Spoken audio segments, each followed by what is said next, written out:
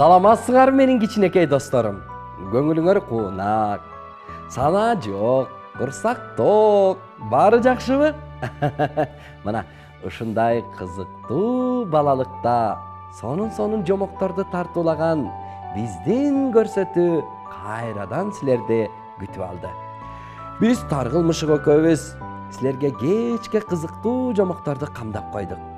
Азыр силерге кайсы жомокту айтып берсем деп сыйкырдуу китебимди барактап отуруп, анан бир сонун кызыктуу жомокко туш келдим. Билесиңерби?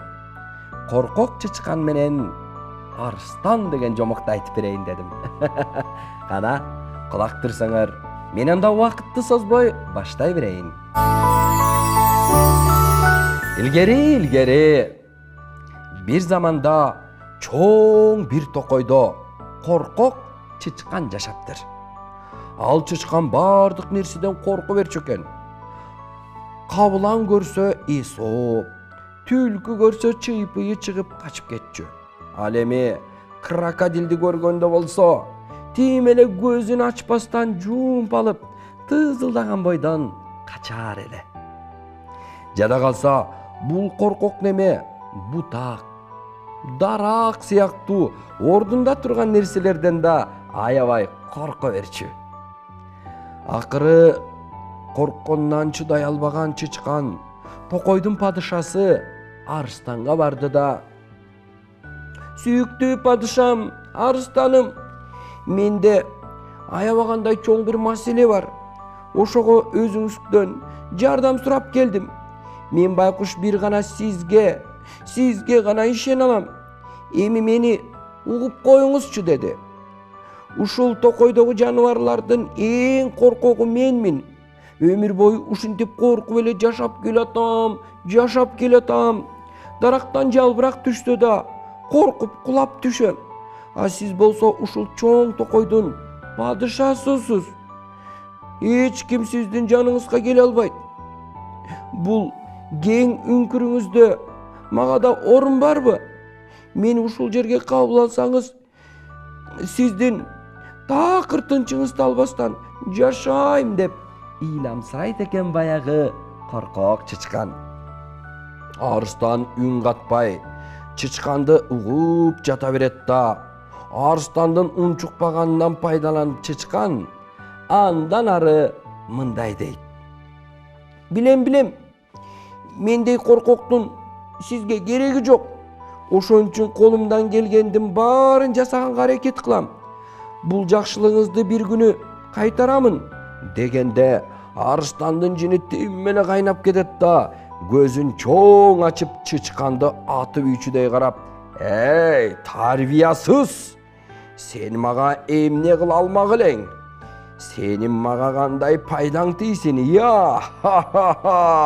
Токойдун падышасы, сенин жардамыңа муктаж болмок беле.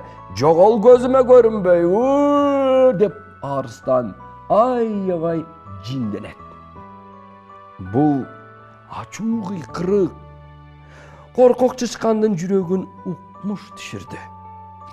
Ал жүрөгү түшүп тысылдаган бойдон чуркап токойдун ары жагына кантип өтүп кеткенин байкабай калды.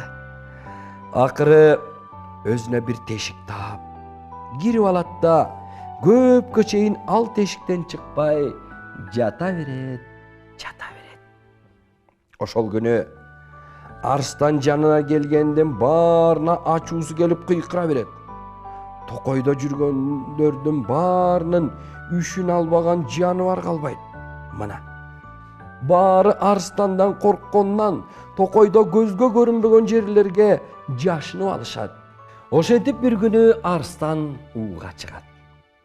Ал токойдо аң уулап жүрүп, жолундагы аңды көрбөй түшүп кетет экен.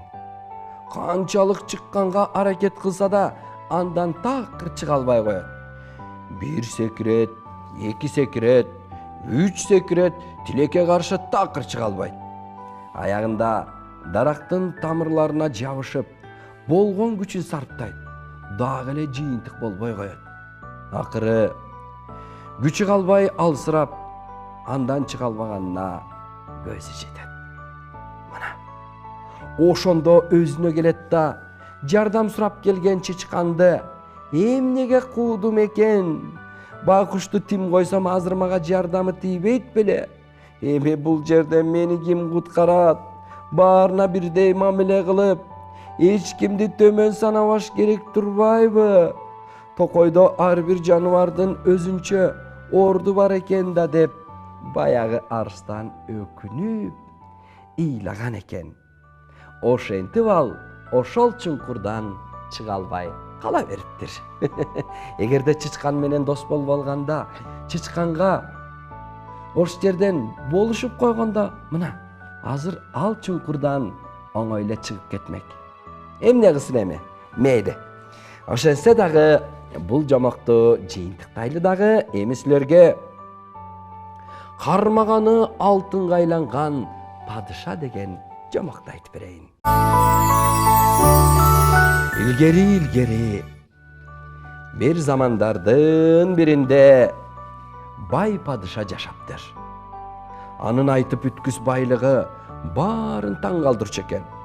Бирок ал колундагы байлыкка алымсынбай дагы көп болсо экен, деп тилей берет. Күндөрдүн биринде падышага бир кайырчы келип, Кудайдын ыраазычылыгы үчүн кайыр кылуусун суранат. Бирок падыша буга аябай ачуусу келип, аны тойгузуунун ордуна сарайдан кууп чыгарат. Буга кайырчынын зээни кейит да: "Эмне деримди билбей турам. Мына сага ар бир кармаганың алтын болсун" деп жакшы тилек айтып кетип калат. Кайырчынын тилегин угуп, падыша ичинен күлүп коет. Анан дагы: "Ата, чындап эле кармаганым алтын болсо гана, анан дагы мындан да бай болмокмун" деп ойлонуп кала берет. Падыша ушинтип ойлонуп отуруп, суу ичкиси келет да, колун чыныга узата бергөндө, чыны да, суу да алтынга айланып калат. Эси ойгон падыша орунтугун кармап келет. Анда да ал орунтугу да алтынга айланат. Падыша кайырчынын тилеги ишке ашкандыгын дароо түшүнөт экен.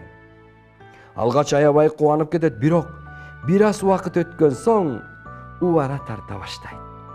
Анткени кармаганынын бардыгы алтынга айлана берет. Мына ушинтип ойго чөмүлүп, эсооп отурган учурда кызы чуркап келет да, кызын кучактайын десе, кызы да алтын айкөлгө айланып калат. Айласы кеткен падыша ушундай көрүнүштөр кайталана берсе, мындан ары эмне кылам дейт. Акыры таптакыр тамак аш жей албай жатып калат. Сарсанага баткан падыша бул нерседен кутулуу үчүн өлкөдөгү эң кыйын аалымдарга кайрылууну чечет. Алар өлкөдөгү эң акылман карыяны таап келип беришет. Падышага болгон окуяны төкпөй чачпай айтып берет. Акылман карыя падышаны угуп бүткөн соң: "Эми булардын баарын өз ордуна коюу жана бул сыйкырды жоюшуңуз үчүн сиздин бир эле жолуңуз бар. Таза, тунук аккан булак суусуна колуңузду жууп, сараңдык, ичи тардык кылбаганыңыз сөз бериңиз. Анан ушул сөзүңүздү иш жүзүндө аткарышыңыз керек" дейт. Бул кеңешке кулак салган падыша карыянын айтканынын баарын так аткарат. Чын көңүлүнөн сарандык жана ичи тардык кылбаганга сөз берет. Мына ушундан кийин ал алтынга айланган бардык нерселери кайра өз калыбына келген экен. Ошентип падыша дайыма жоомарт, кең пейил болуп, баарына беришем болуп, эч кимден эч нерсе аянбай, кайрымдуулук кылып, берешен падыша деген атка коюптур. Мына достор, силер дагы берешен болсоңор, бүт тилек максатыңарга жетесиңер. Ал эми сараң болсоңор, битир болсоңор, жашооңор эч качан оңолбойт. Ошондуктан келгиле, баарыбыз берешен, айкөл бололу. Эй, макулбу, Таргыл? Сен да кээде сараңданып коесуң. Тамаша, тамаша. Кой достор, кызыктуу жамактан кийин эми уктагыла. Бейпил түн, жакшы жаткыла.